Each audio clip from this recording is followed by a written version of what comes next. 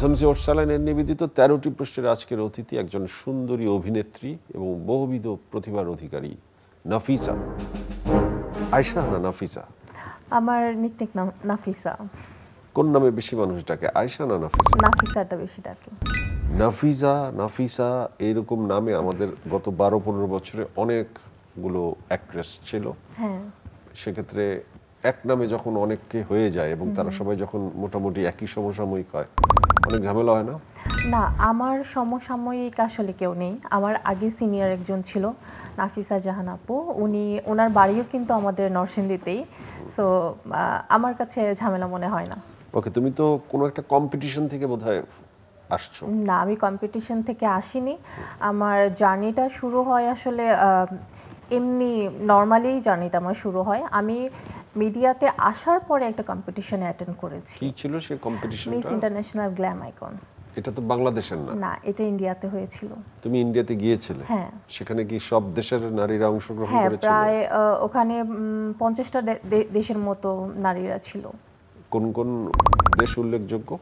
Dubai ছিল, তারপরে Nepal, Indonesia, এরকম অনেকগুলো দেশ। বাহ, তো সেখানে তুমি কিভাবে সুযোগ পেলা? আমি সুযোগটা পেয়েছিলাম আমাদের বাংলাদেশের একজন ফটোগ্রাফার। সে আমাকে বলেছিল যে ওখানে একটা এরকম কন্টেস্ট হচ্ছে। তখন ওখানকার যে অর্গানাইজার ম্যাম, সুনিতা ম্যাম, ওনার সঙ্গে আমার অ্যাড হয়, ওনার সঙ্গে আমি কথা বলি। তারপর উনি আমাকে বলে কিভাবে অ্যাপ্লিকেশন করতে হবে, আমি ওইভাবেই করি। তো আমার অতটা কনফিডেন্স ছিল না যে আমি উইনার হব বা। আচ্ছা, তুমি কি পজিশন পেয়েছিলা সেখানে? First position. ফার্স্ট? এই বিশ্বের 52টা দেশের মধ্যে তুমি ফার্স্ট? তো আমাদের পৃথিবীর 52টা দেশের মেয়েদের চেয়ে তুমি সুন্দর? সৌন্দর্যটা তো অ্যাকচুয়ালি আপনার গায়ের কালার বা হলো ফেস দেখে হয় না, সবকিছু মিলিয়ে তুমি গড়ে সবচেয়ে সুন্দর। তারা ভেবেছে। সেকেন্ড কোন দেশ? সেকেন্ড হয়েছে আপনার ইন্ডিয়া। সেকেন্ড এবং থার্ড সেটা ইন্ডিয়াতেই হয়েছে। বাহ বাহ, তো অসাধারণ। এই প্রাপ্তির পর দেশ তোমাকে কি ওয়েলকাম জানালো? দেশে আসলে ওয়েলকাম ওইভাবে জানানো হয়নি, বিকজ আমাদের দেশের মানুষ আসলে মানুষকে হাইলাইটস করতে অতটা পছন্দ করে না। আমি যখন ওখান থেকে আসি, আমার ওইটা খুব এক্সপেকটেশন ছিল যে বাংলাদেশে আসার পর হয়তো অনেকে সেটাকে হাইলাইটস করবে, বাট ওইটা ওরমভাবে হয়নি। হয় কি যে কমিউনিকেশন স্কিলটা অনেক ইম্পর্টেন্ট। আমার কারোর সঙ্গে ওইভাবে কমিউনিকেশন স্কিলটা ওইভাবে ছিল না। সেটা কি, নাকি এটার আরেকটা ব্যাখ্যা আছে যে অনেক ধরনের কম্পিটিশন, অনেক ধরনের সেমিনার, অনেক ধরনের পুরস্কার পৃথিবীব্যাপী হয়, কিন্তু সেগুলো বাংলাদেশের কাছে কতটুকু গ্রহণযোগ্য, বাংলাদেশের মানুষ বা মিডিয়া সেটাকে কতটুকু আপ টু দ্য মার্ক মনে করে, এটাও কিন্তু একটা পয়েন্ট নাকি? হ্যাঁ, তার মানে তোমার এই প্রতিযোগিতাটাকে সেই পয়েন্টের হয়তো বা বাংলাদেশের মিডিয়া মনে করেনি। আর বাংলাদেশেও তো এরকম অনেক কম্পিটিশন হয়, সবগুলোকে তো সেইভাবে হাইলাইটস করা হয় না। আর ওই কম্পিটিশনটা ওইটাই ফার্স্ট টাইম ছিল এবং সেই কারণে এটা এতটা হাইলাইটস হয়নি। বাট এখন যখন অনেকগুলো ধাপ চলে আসছে, অনেকগুলো সিজন হয়ে গিয়েছে, এখন এগুলো নিয়ে অনেক নিউজ হয়, অনেক কভারেজ হয়। বাট ওইটা ফার্স্ট টাইম ছিল বলে এতটা কভারেজ হয়নি। ওকে, তুমি এই মিডিয়াতে আসার আগে কি করতা, লেখাপড়া? আমি পড়াশোনায় ছিলাম। আমি যখন ইন্টার ফার্স্ট ইয়ারে পড়ি তখন আমার মিডিয়াতে আসা হয়, আর এখন আমার পড়াশোনা কন্টিনিউ চলছে। আর আমি তখন নাচ করতাম, ছোটবেলা থেকে নাচ, অভিনয় এগুলোর সঙ্গে আমি অ্যাক্টিভ ছিলাম। তুমি কি ঢাকার মেয়ে না মফস্বলের মেয়ে? মফস্বলের মেয়ে। কোন এলাকার মেয়ে? আমার অ্যাকচুয়ালি আমার ছোটবেলায় আমার ভাই বোন, আমি পুরান ঢাকায়, বাট আমার হোম টাউন নরসিংদীতে। আর আমার নানা ভাই আপনার ইউরিয়া সার কারখানাতে জব করতো, সেই জন্য আমরা কলোনিতে বড় হয়েছি। বাহ, কাজ করতে এসে, অভিনয় করতে এসে প্রেম করতে হয়, নায়ককে জড়িয়ে ধরতে হয়, কখনো কখনো তো নায়ক আবার চুমাও দেয়, কেমন লাগে? না, আমার এগুলো ভালো লাগে না, কারণ আমার কোনটা ভালো লাগে না? চুমা খেতে ভালো লাগে না, নাকি জড়িয়ে ধরলে ভালো লাগে না, নাকি প্রেম করতে ভালো লাগে না? প্রেম করতে ভালো লাগে না। কাজের জন্য যদি একটা মানুষকে আমার হাগ করতে হয়, ইটস নরমাল, বাট শুধু তার সঙ্গে আমার প্রেম করতে হবে এটা আমার কাছে নরমাল মনে হয় না। আর আমার তো সবাইকে দেখে আমার প্রেম আসবে না। আমার কাকে দেখে প্রেম আসে? ওইটা আমার ভালোবাসার মানুষ যে তাকে দেখে আসবে। তোমার ভালোবাসার মানুষটাকে আছে, সেটা তো বলা যাবে না। ভালোবাসার মানুষ রেখেই এখানে ভালোবাসতে এসেছো? না, এখানে আসার পরে হয়েছে। ওকে, এই অঙ্গনের কারোর সাথে না, এই অঙ্গনের কারোর সঙ্গেই না। তাহলে এখানে আসার পর যে বললাম, এখানে আসার পরে মানে যখন এসেছি তখন তো অনেক ছোট ছিলাম, সো ওই সময় তো ওই প্রেমের বয়সটা ওই জিনিসগুলোই বুঝতাম না। কোন কোন নায়কের সাথে অভিনয় করছো? কাজ করা হয়েছে সালমান মুক্তাদিরের সঙ্গে, কাজ করা হয়েছে ইরফান সাজ্জাদ ভাইয়ের সঙ্গে, মোশাররফ করিম ভাইয়ের সঙ্গেও হয়েছে, তারপরে শামীম হাসান সরকার, এখন ইয়াং জেনারেশন যারা আছে তাদের মধ্যে সিয়াম মৃধা, নিলয় আহমেদ ভাইয়া, তারপরে আমাদের জামিল হোসেন ভাইয়া, মোটামুটি অনেকের সঙ্গেই কাজ হয়েছে। নিলয় আলমগীরের সাথে কাজ করেছো? হ্যাঁ, কাজ হয়েছে। আবার সালমান মুক্তাদিরের সাথে কাজ করেছো? সালমান মুক্তাদিরের সাথে কাজ করতে গিয়ে তার প্রতি একটা ভালো লাগার দিক বলো। ভালো লাগার দিক মানে কাজ করার আগে খুব ভয় ছিলাম, সবাই বলতো ওর সঙ্গে কাজ করলেই নাকি কন্ট্রোভার্সি হয়ে যায়, ওর সঙ্গে কাজ করলেই নাকি মানুষ অনেক উল্টাপাল্টা কথা বলে এবং বলে যে ওর ক্যারেক্টার অনেক প্রবলেম আছে। তো এটা একটা ভয় ছিল, বাট যখন কাজ করতে গিয়েছি তখন দেখলাম কি মানে ও কোথায় মেয়েদেরকে ইমপ্রেস করতে যাবে, মেয়েরা উল্টো ওকে ইমপ্রেস করে। ইনফ্যাক্ট আমাদের সেটার মধ্যে 3টা মেয়ে এসে বসেছিল, ওর 2 সিটের গাড়ি সেখানে জায়গা হচ্ছে না মেয়েদেরকে নেওয়ার জন্য, একজনের কোলে আরেকজন বসে আছে। মানে মানুষ যে বলে যে ও উল্টো মেয়েদেরকে ইমপ্রেস করে, মেয়েদের সঙ্গে একটু লুচ্চামি করে, এটা একদমই ভুল। তো তুমি কি ওর সাথে কোনো নিজের থেকে লুচ্চামি করছো? না, আমার ফিলই আসেনি। আমরা কাজ করতে এসেছি। তোমার সালমান মুক্তাদিরকে দেখে ফিলই আসে না? কারণ কি?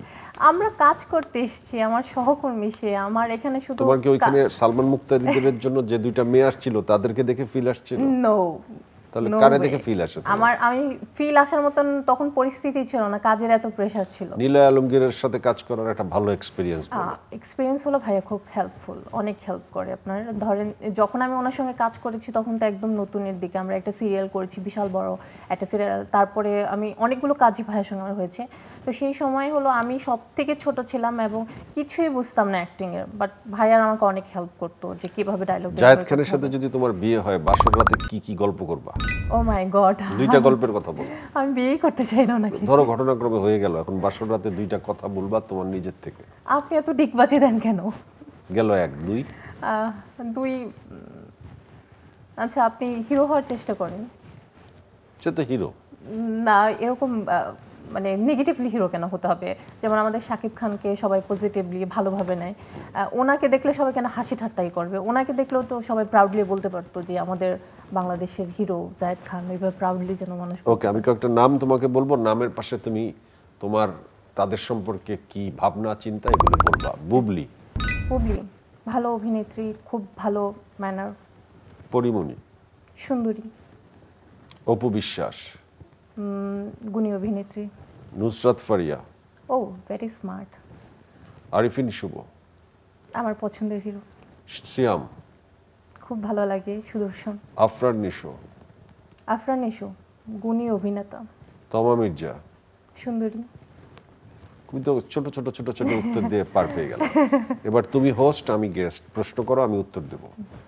আচ্ছা, আপনি এত এত প্রশ্ন কোথা থেকে পান? এরকম ভাইরাল প্রশ্ন আমি জানি না, মাথা থেকে অটোমেটিক্যালি চলে আসে? অটো চলে আসে। আপনাকে সবাই খুব ভয় পায় আপনার সামনে এসে কোশ্চেনে আনসার দিতে, কেন? আমি মনে করি আরো ভয় পাওয়া উচিত। আচ্ছা, আপনার মতো জনপ্রিয় হতে হলে কি করতে হবে? আমার সাথে থাকতে হবে। ও মাই গড। আচ্ছা, আপনার অ্যাসিস্ট্যান্ট হিসেবে রেখে দেন তাহলে। তোমাকে কি হিসাবে থাকতে বলছি? অ্যাসিস্ট্যান্ট হিসেবে। তাহলে তুমি আবার মাঝে হাসলা কেন? আমি তো সবসময় হাসি। আমি তোমাকে একটা নাম জিজ্ঞেস করি, তুমি নামের সাথে সাথে বিশেষণগুলো দিবা, তুমি যা বিশ্বাস করো। পরিমণি। সুন্দরী অভিনেত্রী। আমার মনে হয় ওনার যে সৌন্দর্য আছে এটাকে যদি উনি কাজে লাগায়, ইউটিলাইজ করে, উনি অনেক দূর এগোতে পারবে। ডক্টর সাবরিনা। ওনাকে আগে খুব ভালো লাগতো, এখন আমার ভালো লাগে না। উনি কীরকম জানি অঙ্গভঙ্গি করে ভিডিওস বানায়, আমার মনে হয় ওনার আগের পেশাটাই ওনার ফিরে যাওয়া উচিত। মুস্তাক তিশা দম্পতি। No comments. আমার কাছে মনে হয় বিয়ে করছি, বিয়ে খুব পবিত্র জিনিস, ভালো জিনিস, কিন্তু এটাকে নেগেটিভলি পাবলিকলি মানে এভাবে ফোকাস করা। সুগার ড্যাডি মানে কি তোমার কাছে? সুগার মানে চিনি, ড্যাডি মানে মানে বাবা, সো চিনি বাবা। আই মিন এই নামটা তো আমি দিছি, তুমি ব্যাখ্যা করো। ব্যাখ্যা আমার যেহেতু নাই, আমি কি করে ব্যাখ্যা করব? তোমার নাই কে বলছে? আমার নেই। পেলে কি করবা? প্রথমে কি কিনবা? না, আমার দরকার নেই। প্রথমে কি কিনবা? আইফোন নাকি গাড়ি নাকি বাড়ি? কোনো কিছুই নাই, পিটায় ভর্তা বানাই দেবো। পিটায় ভর্তা বানাই দিবা কেন? আমার এগুলো ভালো লাগে না। যে আমি অনেক সময় আমি ফেসবুকে পোস্ট দিয়েছি, অনেক মানে বিবাহিত লোকেরা বোর সঙ্গে এত হ্যাপি সুন্দর সুন্দর পিকচার ছাড়তেছে, আবার আমার ইনবক্সে পাগল বানায় ফেলে মেসেজ দিয়ে তার সঙ্গে দেখা করার জন্য, তার সঙ্গে প্রেম করার জন্য। তখন আমি ভয় দেখিয়ে বলেছি যে আমাকে যদি আবার নেক্সট টাইম আপনি নক দেন, এই স্ক্রিনশটগুলো আপনার বউকে আমি পাঠিয়ে দেবো। সেই ভয় তার মেসেজ দেয়নি। ওকে, তাহলে তোমাকে ডিস্টার্ব করে মানুষজন? হ্যাঁ, প্রতিটা মেয়েকেই করে। ছেলেরা কি এত একেবারে ওদের পার্সোনালিটি নেই? সব ছেলেরা করে না তো, যাদের পার্সোনালিটি আছে তাদেরকে অন্য মেয়েকে যে এভাবে নক দিবে। কোন ধরনের ছেলের প্রতি বেশি দুর্বল হও তুমি? ভদ্র ছেলে। ভদ্র ছেলে তো তার মনের কথা ভদ্রভাবে বলতেই পারে না, চুপচাপ বসে থাকে। এটাই ভালো। সে কিভাবে তার আকুতি মিনতি প্রকাশ করবে? সে গুড লিসেনার হবে, আমি বলবো সে শুনবে। কিন্তু সে তোমার কাছে কিভাবে পৌঁছাবে ভদ্র থেকে? তার তো অ্যাটলিস্ট বলতে হবে যে না, আমার তো কাউকে প্রয়োজন নেই, আমার নিজস্ব লোক আছে। অনেকেরই নিজস্ব লোক থাকে, আবার বদলায়ও তো যায়। হয় না, সব বেলা হয় না। সবচেয়ে প্রিয় তারকা কে? আমার এই মুহূর্তে আমার ভালো লাগে হলো আমাদের বড় তিশা আপুকে, নুসরাত ইমরোজ তিশা আপুকে, আর আরফান নিশু ভাইকে। সবচেয়ে প্রিয় গায়ক কে? তাহসান ভাইয়া। সবচেয়ে প্রিয় গায়িকা কে? গায়িকা সবাইকেই ভালো লাগে, এরকম ফিক্সড কেউ নেই। তাহসান ভাইকে এত ভালো লাগে কেন? ভালো লাগে ওনার গানগুলো সুন্দর, উনি খুব স্মার্ট, খুব সুন্দর করে কথা বলে। তোমার নিজের ভিতরে সবচেয়ে ভালো লাগার দিক কি আছে অন্যকে আকৃষ্ট যা করে? আমার আই থিঙ্ক আমি খুব অনেস্ট এবং খুব স্পষ্টবাদী। চ্যানেলের দর্শকের উদ্দেশ্যে কিছু কথা বলো। আমি দর্শকদেরকে বলতে চাই, এখন এই গরমের মধ্যে সবাই খুব মানে একটু সাবধানভাবে চলাচল করবেন, বাচ্চাদেরকে একটু সাবধানে রাখবেন, কারণ এখন যে সময়টা যাচ্ছে খুব খারাপ সময় যাচ্ছে। আমাদের নিজেদের সুস্থতা খুব ইম্পর্ট্যান্ট। সো ভালো থাকবেন, বাংলা নাটকের সঙ্গেই থাকবেন। ধন্যবাদ।